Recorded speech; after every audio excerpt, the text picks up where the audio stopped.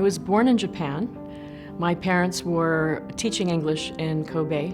My parents loved traveling. They loved Japan so much they decided to join the Foreign Service. They came back to the States. My dad joined the Foreign Service. So the first place we went was Brazil. And after that experience, we went to Portugal. And then we spent 10 years in Africa. So we started out in Mozambique, and then he got transferred to South Africa. I went to a boarding school in Swaziland, and then he was transferred to Botswana. And then I went to college in the US, and I wanted to follow in my dad's footsteps, so I got a degree in international affairs. But my senior year in college, I got an internship at the Overseas Education Fund, and then they offered me a job.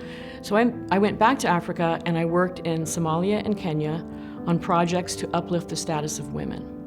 I believe that having that experience really defined who I became in my life, because something that is very important to me is diversity.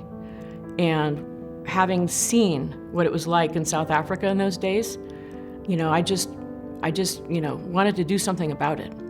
Well, I wanted to join the Foreign Service, but my senior year in college, I had an internship at the Overseas Education Fund. And when I graduated, they offered me a job, and I thought, well, I had to pick between a $14,000 a year job at the State Department or a $17,000 a year job at the nonprofit, so I went with the nonprofit. So I decided to come back to the States, and the only job I could find was a 100% sales commission advertising job. And I called the owner of Rest Limousine, William Bouweiri, and I made an appointment to sell him an ad, and he bought an ad, and we started dating. About 3 months later, he said, "Quit your job. I can't afford to pay you, but I'll pay your bills." And I went to work for him.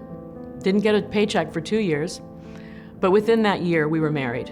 And I was really the person that grew the company. I handled sales and ops, and he did accounting, fleet management, and HR.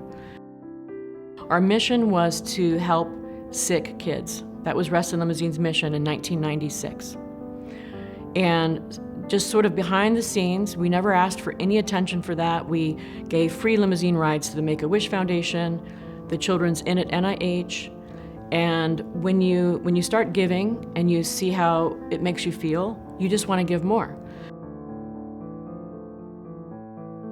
I had been spending a lot of time networking at women's organizations to meet all these women that would hopefully send me some business. And I was probably going to 4 or 5 events a month. And I had this very talented assistant at the time who said, "Why don't we just do our own event, and you can save a lot of money and time." We did our first lunch, Sterling Women. We thought maybe 60 people would come, and we got 80. And it just grew and grew and grew, and it was the only opportunity that women had to sort of showcase ourselves in Loudoun County. I've put on these other events to raise money. So the very first one was called Wine, Cheese, and Chocolate. And we did what we call Partini in the spring. It was through those 2 fundraisers every year that we had that we raised $800,000 for Loudoun County. I am on many boards.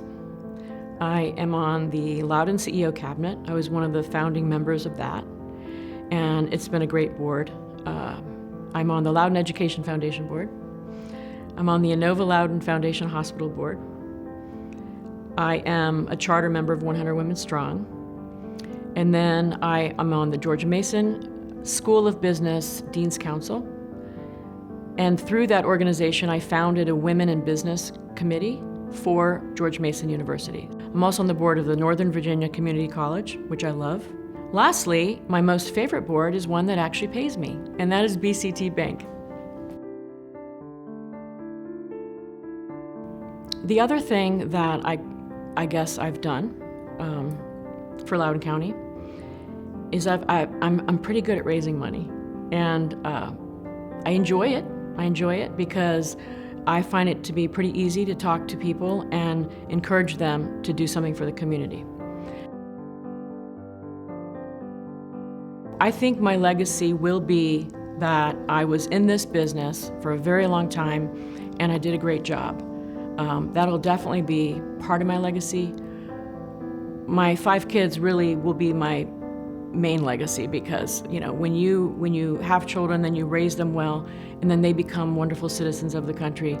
That's a big part of anyone's legacy, and that's really important to me. And then, of course, the fundraising that I've done, that'll be part of my legacy.